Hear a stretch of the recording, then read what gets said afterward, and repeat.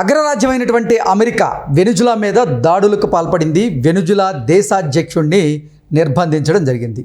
వెనుజులాలో చమురు వ్యాపారం అస్తవ్యస్తంగా ఉందని, అందువల్ల అమెరికాలో ఉన్నటువంటి అతిపెద్ద కంపెనీలు ఇప్పుడు వెనుజులాలో మౌలిక వసతులు కల్పిస్తాయంటూ డొనాల్డ్ ట్రంప్ కొన్ని వ్యాఖ్యలు చేసిన నేపథ్యంలో అసలు డొనాల్డ్ ట్రంప్ వ్యాఖ్యల వెనక ఆయన ఉద్దేశం ఏంటనేది మనం పూర్తి స్థాయిలో విశ్లేషణ చేసుకుందాం. ప్రస్తుతం మనతో పాటున్నారు ప్రముఖ రాజకీయ విశ్లేషకులు కృష్ణకుమారి గారు. వారితో మాట్లాడదాం. మేడం నమస్తే. మేడం నమస్తే. వెనుజులాను ఉద్దేశించి, వెనుజులాలో చమురు వ్యాపారం అస్తవ్యస్తంగా ఉంది, అందుకే అమెరికాలో ఉన్నటువంటి దిగ్గజ కంపెనీలు ఇప్పుడు వెనుజులాకి వెళ్ళి అక్కడ మౌలిక సదుపాయాలని, మౌలిక వస్తువుల్ని కల్పిస్తారంటూ డొనాల్డ్ ట్రంప్ చెప్తూ ఉన్నారు. అసలు వెనుజులా మీద దాడులు చేస్తుంది ట్రంపే, వెనుజులా దేశాధ్యక్షుడిని నిర్బంధించింది ట్రంపే, ఇప్పుడు ఈ వ్యాఖ్యలు చేస్తుంది కూడా ట్రంపే. ఏంటి అసలు ట్రంప్ యొక్క ఉద్దేశం ఏంటి, ఆయన టార్గెట్ ఏంటి? అసలు ట్రంప్ కాదండి ఇక్కడ, అసలు అమెరికా నిజ స్వరూపమే అది. ఓకే. ఆశాంతము మొదటి నుంచి కూడా ఎన్నో దేశాల్లో సైనిక స్థావరాలు ఏర్పరచడం కావచ్చు, ఆర్థిక వ్యవహారాల్లో జోక్యం చేసుకోవటం కానీ, రాజకీయ జోక్యం చేసుకోవటం కానీ, టెర్రరిస్టులు జోక్యం అంటే టెర్రరిస్టులకి సహాయ సహకారాలు అందించడం కావచ్చు, వాళ్ళకి సైనిక సంపత్తిని అందించటం కావచ్చు, ఇలా రకరకాల వ్యవహారాలు చేయటంలో అమెరికా దిట్ట. నా చిన్నప్పటి నుంచి నేను అమెరికా గురించి వింటున్నా, చదువుకుంటున్నా, లేదు ఇట్లాంటి వ్యవహారాలు బయటపడినప్పుడు మనకి ప్రసార మాధ్యమాల ద్వారా మనకు అర్థమయ్యేది ఏంటి అంటే అమెరికాకి కాంక్ష ఎక్కువ. ఓకే. ఆ కాంక్ష ఎటువంటిది అంటే అది సామ్రాజ్యవాద కాంక్ష. నేను లీడర్ని ప్రపంచానికి, నేను చెప్పిందే కరెక్టు, నేను చేసేదే కరెక్టు, నా దేశ ప్రయోజనాల కోసం నేను ప్రపంచాన్ని మట్టుబెట్టడానికి కానీ, ప్రపంచాన్ని హస్తగతం చేసుకోవటానికి కానీ నాకు హక్కులు ఉన్నాయి అని అమెరికా దేశం నమ్ముతుంది. ఓకే. అమెరికా పాలకులు అనుకుంటారు. ఎందుకంటే ప్రపంచం మొత్తం వాడే విద్యుత్తులో అమెరికా వాళ్ళు వాడేది ఎక్కువ. ప్రపంచంలో జరిగే ఈ సహజ సంపదలు ఉంటాయి కదా, అంటే కరెంట్ కానీ, వాటర్ కానీ, ఏదైనా సరే, ఖనిజ సంపదలు కావచ్చు, గ్యాస్ కావచ్చు, ముడి చమురు, ఏదైనా ఏ రిలేటెడ్ అయినా చూడండి మీరు, ఆహార పదార్థాలు కావచ్చు, అన్ని దేశాల కంటే ఎక్కువ వాడుకునేది అమెరికానే. పైగా కాలుష్యం వెదజల్లే విషయంలో కూడా ప్రపంచంలో మొదటి స్థానంలో ఉంది. మళ్ళీ పైగా ఆ కాలుష్యం ఆ దేశమే పేల్చదు, వేరే దేశాలకు పంపిస్తుంది. ఇప్పుడు మనకు హైదరాబాద్లో కాలుష్యం ఉంది, ఇది ఇటు జీడిమెట్ల, పటాన్ చెరువు అటు వెళ్ళామనుకోండి, ఈ ఫార్మాస్యూటికల్ కంపెనీల కాలుష్యం వస్తూ ఉంటుంది.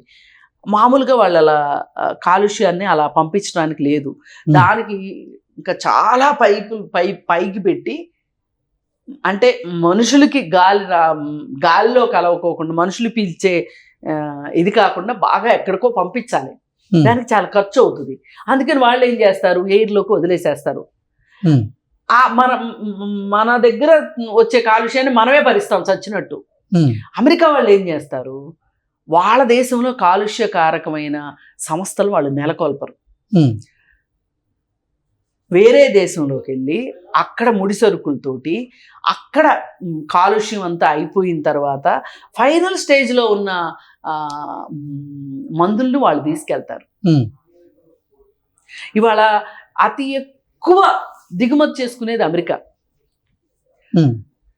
ఇప్పుడు మేడ్ ఇన్ అమెరికా అనేది ఆయుధాలు ఒక్కటి తప్పితే ఇంకేది ఉండదు. మీరు అక్కడ చూడండి, made in China, made in Japan, made in Germany, made in Mexico, made in India,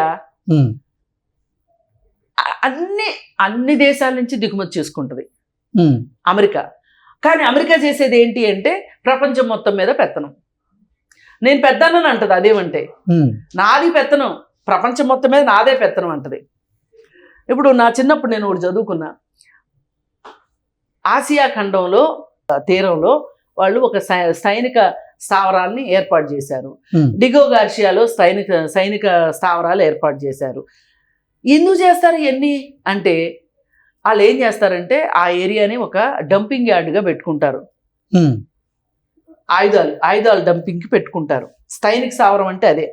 పెట్టుకొని ఆ చుట్టుపక్కల దేశాల వాళ్ళు ఎవరన్నా కొట్టుకుంటున్నారు అనుకోండి, ఒకవేళ వాళ్ళు కొట్టుకోకపోయినా సరే వీళ్ళే తగాదా పెట్టి వీళ్ళే పంచాయతీ తీర్చి, ఈ పంచాయతీ తీర్చడం అంటే ఏంటి, 4 రోజులు ఇద్దరు యుద్ధం చేసుకునేటట్లు ఇద్దరికి ఆయుధాలు వీడే అమ్ముతాడు. ఇప్పుడు చూడండి, పాకిస్తాన్కి మనకి యుద్ధం జరుగుతుంది అనుకోండి, పాకిస్తాన్కి అమెరికా ఆయుధాలు అమ్ముతుంది, ఇండియాకి కూడా అమెరికానే అమ్ముతుంది ఆయుధాలు. అలా వాళ్ళు ఈ ఆయుధాలనే ఎంచుకోవటంలో వాళ్ళ ఉద్దేశం ఏంటి అంటే, ఆయుధాలు ఎవరి దగ్గర ఉంటే ప్రపంచం వాళ్ళని చూసి భయపడుతుంది అని. ఇప్పుడు మనకి మైట్ ఈజ్ రైట్ ఉంది కదా, బెత్తం ఉన్నోడిదే బర్రె అంటారు కదా, ఈ విషయంలో 100% అమెరికా. ఇది అమెరికా స్వరూపం. ఈ అమెరికా ఇంతకుముందు ఎన్నో దేశాలను ఇలా చేసింది. ఇప్పుడు వెనిజులా జోలికి వచ్చింది. వెనిజులా మీద ఎప్పటి నుంచో కన్నుంది, చావేజ్ ఉన్నప్పటి నుంచి ఉంది, అంతకుముందు నుంచి ఉంది. ఏంటి అంటే వాళ్ళ దగ్గర ప్రపంచం మొత్తం మీద 17% ఆయిల్ నిల్వలు ఆ దేశంలోనే ఉన్నాయి. బోలెడని బంగారు నిల్వలు ఉన్నాయి, వెండి నిల్వలు ఉన్నాయి. ఇవాళ ప్రపంచం మొత్తం మీద ఈ 2 ఖనిజాలు, ఏది బంగారము, వెండి, ఆయిల్, ఈ 3 కదా మండుతున్నాయి. ఇప్పుడు మన దగ్గర లీటర్ పెట్రోలు 109 రూపాయలకు ఏమో వచ్చింది. అదేదో కొత్త రకం పెట్రోల్ అంట, దానిలో మలినాలు ఉండవంట, అదైతే లీటర్ 145 రూపాయలు. ఆ పెట్రోలు పవర్ పెట్రోలు, పవరో లేకపోతే ఎస్పీ స్పెషల్, అది ఇంజిన్ చెడకుండా ఉంటుందంట. అంతా పచ్చిమోసమే. మనం ఏమనుకుంటాము, నిజమే కదా, 4 కాలాలు మన ఇంజిన్ బాగుండాలంటే వేసుకుంటాం, ఓకే. అయితే ఇట్లా మనమేమో ఈ కష్టాలు అంటే ఎందుకు, ఈ 3 విలువైనవి కాబట్టి ఆ 3 ఆ దేశంలో ఉన్నాయి. అందుకని వాళ్ళు ఏంటి అంటే, మేము అమెరికా కింద బతకము, మా కష్టాలు మేము పడతాము, మా మౌలిక సదుపాయాలు మేము చేసుకుంటాము, మీకెందుకు అనేది వెనిజులా. ఇప్పుడు స్వతంత్ర దేశం ఏదైనా అట్లా, ఇప్పుడు క్యూబా ఉంది, క్యూబా మీద కూడా ఇలాగే పెత్తనం చేద్దామని చూశారు, కుదరలా. ఆ దేశాధ్యక్షుడిని ఏకంగా 689 సార్లు CIA చంపాలని చూసింది. ఇది ఒక పెద్ద రికార్డు, విఫల ప్రయత్నం కాస్ట్రోని. ఆయన ఆరోగ్యం పాడే చనిపోయారు అనుకోండి, అది వేరు విషయం. మరి ఇట్లాంటి వాటికి వెదురు తిరిగాడనే చెగువేరాని చంపేసింది. అమెరికానే చెగువేరాని చంపింది. సరే, ఇట్లా ఏ దేశంలో అయినా సరే వాళ్ళ మాట వినకుండా ఎవరైనా తల ఎగరేశారు అంటే ఆ తల తీసిన దాకా అమెరికా నిద్రపోదు. ఇట్లా ప్రతి దేశం నుంచి చంపేది. అసలు ఏ దేశంలో అయినా అస్థిరత రావటానికి, ఏ దేశంలో అయినా టెర్రరిజం రావటానికి కానీ, టెర్రరిస్టులు తయారవటానికి కానీ అమెరికానే కారణం. ఇందులో ఈ అమెరికాని ఎంతో కొంత ఎదురొడ్డింది రష్యా. USSR ఉండగా, అంటే విడిపోని రష్యా ఉన్నప్పుడు ఆ రష్యా ఒక రకంగా అమెరికాకి అడ్డుకట్ట చెప్పేది. అందుకని ఆ దేశాన్ని ముక్కలు చేశారు, అయిపోయింది. ఇప్పుడు ఎంత అవునన్నా కాదన్నా ఈ రోజుకి రష్యా పుతిన్ దీంట్లో కొంచెం స్ట్రాంగ్గానే ఉంది. ఇక అందుకని చెప్పి పుతిన్ జోలికి వెళ్ళటం ఎందుకులే అని చెప్పి ఈ చిన్న చిన్న దేశాల మీద పడుతున్నారు. ఇప్పుడు సద్దాం హుస్సేన్ రష్యా దగ్గర నుంచి భారతదేశం ఆయిల్ ని కొనుగోలు చేస్తే ఖచ్చితంగా మేము సుంకాలని ఇప్పుడు 50% ఉన్నాయి, ఇంకా డబల్ చేస్తామంటూ హెచ్చరించేటువంటి ప్రయత్నం చేస్తూ ఉన్నాడు. చేశాడు ఆల్రెడీ ట్రంప్, ఆల్రెడీ హెచ్చరించాడు.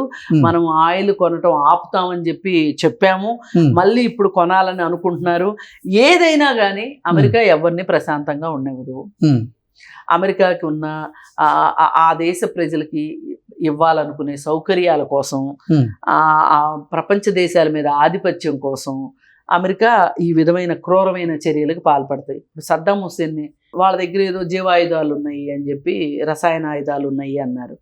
ఇంత చేసి ఆయన గురి తీసేసిన తర్వాత అప్పుడు చెప్పారు అవేమీ దొరకలేదు అని. మరి ఒక ప్రాణాన్ని తీసేసినట్టే కదా. కానీ అక్కడ అతన్ని చంపటం కాదు ఉద్దేశం, ఆ దేశాల్లో ఉన్న చమురు కోసం ఇదంతా. ఒకప్పుడు ఆఫ్ఘనిస్తాన్ మీద ఇవన్నీ చేసేది దేనికోసం? పైగా అన్ని చోట్ల ఓడిపోతారు.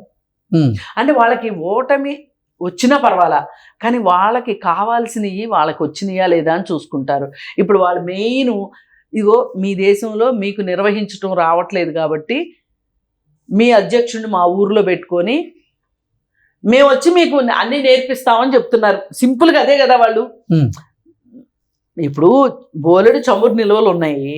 ఆ చమురు నిల్వలు మా కంపెనీలు అక్కడ వచ్చి పనిచేయాలి అంటే అక్కడ మౌలిక సదుపాయాలు లేవు, అవి మేము కల్పిస్తాము, దాని మీద పెత్తనం తీసుకుంటాము అని చెప్తున్నారు. ఇప్పుడు ఫర్ ఎగ్జాంపుల్ మీ ఇంట్లో డబ్బులు ఉన్నాయి, నేను వచ్చి లెక్క పెట్టుకోవటం రాదు మీకు, నేను లెక్క పెట్టిస్తాను కానీ 50% తీసుకుంటాను అంటే మీరు ఒప్పుకుంటారా? ఒప్పుకో. అదే చేస్తున్నారు. అందుకని ఏది ఏమైనా ఇంత నాటకీయ పరిణామాల మధ్య ఆ దేశంలోకి వెళ్ళి ఆ దేశంలో ఆ దేశాధ్యక్షుడు ఇంట్లోకి వెళ్ళి వాళ్ళని తీసుకొని కిడ్నాప్ అంటారు దీన్ని.